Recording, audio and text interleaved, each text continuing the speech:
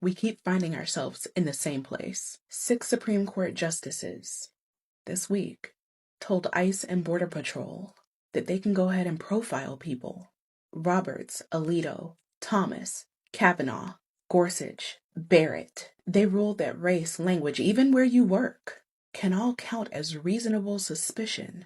And if you think that only means Latinos, you haven't been paying attention. She is 100% correct. She's 100% correct. Now, it's interesting to see how this illegal immigration has transformed. And this is why I think you need to pay attention, because at first I'm all for getting rid of illegal immigrants. I don't think that we should have allowed them to come here. I think that right now you have a situation where they are allowed to illegally come here and a blind eye was turned and there's no good solution. But now this is where I think black people should really start paying attention, because now it's starting to trickle over into us. Right. And I'm just going to say this. I'm for the black community first. That doesn't mean that I hate other groups. That doesn't mean I don't want other groups to win. That doesn't mean I have any animosity or hatred towards any other group. What I'm saying is I'm going to spend a majority of my time on earth with whatever I decide to do, trying to fix the black community, because ultimately that's the community I'm a part of. That's the community that I identify the most with. And that's the community I think needs the most help in a way that I think I can contribute. So she's 100% correct. They are the Supreme Court essentially has said you can use race and other things to profile people and stop them and all these other things. You know, that used to be illegal. And so now they're saying ICE can use this technique and go in and do that. But do you really think it's going to just stop with illegal immigrants? Really, what would be stopping them from saying, we think that you're a conservative and we don't like you, so we're going to use that and profile you based on where you hang out at. And we know the conservatives or you're black and we know that you hang out over here, and that gives us suspicion to stop you for whatever reason. You got to pay attention, but let's continue and see what she got to say. So the case was Vasquez Perdomo versus Christie Nome. California courts ruled that ICE couldn't just snatch people up off the streets just because of the way they looked or sounded. They called it racial profiling because that's exactly what it was. What it is, really. But the Supreme Court, in a 6-3 order, reversed it. They didn't say race alone is enough, but they opened the door wide by letting ICE use race, language, or workplace patterns as justification. And let's be real, that greenlights profiling. Sotomayor, Kagan, and Jackson, they dissented. Sotomayor warned that this risks making Latinos second-class citizens. And she's right. This isn't theory. This means speaking Spanish on the bus, working a low-wage job, or just existing while brown can now get you stopped. But it doesn't end with Latinos, does it? Once the court normalizes profiling, every group is in its crosshairs. Muslims, we've already seen mass surveillance of mosques after 9/11. Asian Americans, scapegoated during COVID, just like they were locked in camps during World War II. Black people, we have lived this pipeline for centuries. And this is why you have to be careful with who you vote for and what you support. Here's what I mean. Joe Biden allowed millions of illegal immigrants to come in under his watch. And now we're in a situation where, we have to do better. We have to either get rid of them. We have to, lock down the border. We have to do all those things to protect our country. But the difficult part is, how do you get rid of a group of people that look like some of the people that should be here legally, that do some of the things and behave like the people that are already here, that are here legally? This is one of the issues. And I think that the Democrat Party knew that. I think that there's no easy way to go in and pick people out and know 100% that you're getting the right person.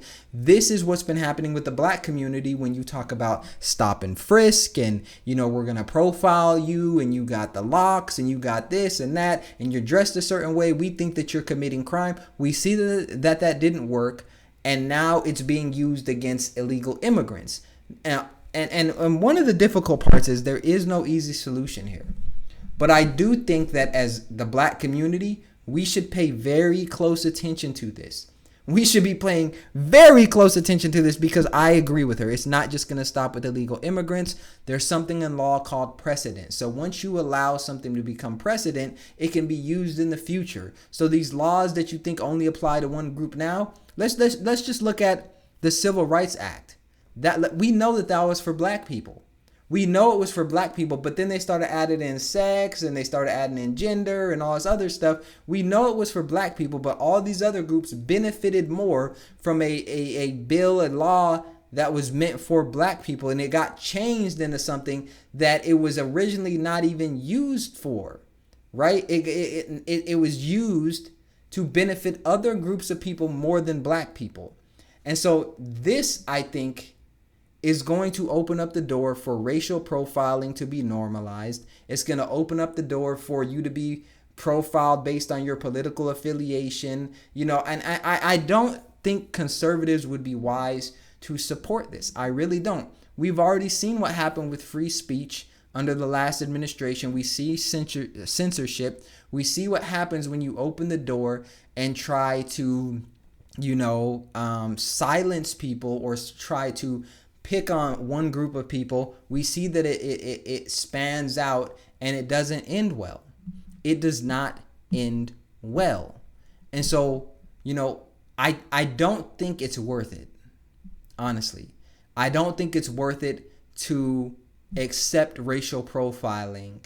I think we have to come up with a better way. What that better way is, I don't know at this point, but I think that if we're talking it's not an isolated thing. They're not going to stop at Latinos. They're not going to stop at illegal immigrants. This will be used to profile whatever group they want to profile, Democrats or Republicans, when it becomes convenient.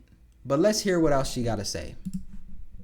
Slave patrols, Jim Crow, stop and frisk, COINTELPRO. This ruling makes it official, though. The government doesn't even have to hide it anymore.